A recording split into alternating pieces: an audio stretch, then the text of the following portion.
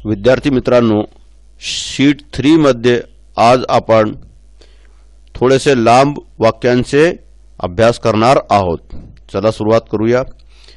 I go to school. मी शाळेला जातो किंवा मी शाळेत जातो किंवा मी शाळेला जाते। When do I go to school. मी शाळेत कधी जातो किंवा मी शाळेला कधी जाते।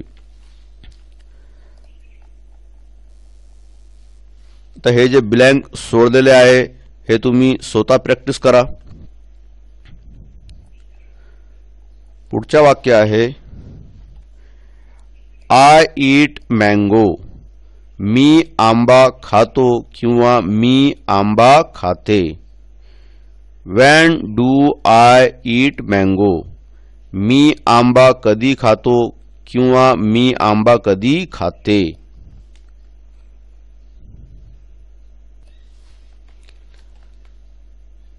I right book. मी पुस्तक लिहितो किंवा मी पुस्तक लिहिते। Why do I write a book.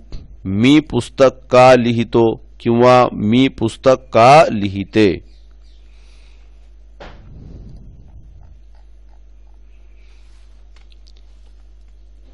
I read letter. मी पत्र वाचतो किंवा मी पत्र वाचते। व्हाय डू आय रीड लेटर। मी पत्र का वाचतो किंवा मी पत्र का वाचते। विद्यार्थी मित्रांनो, या बुक मध्ये मी जे काही ही जागा खाली सोडली आहे, आशा आहे की तुम्ही याची प्रॅक्टिस करणार। Thank you.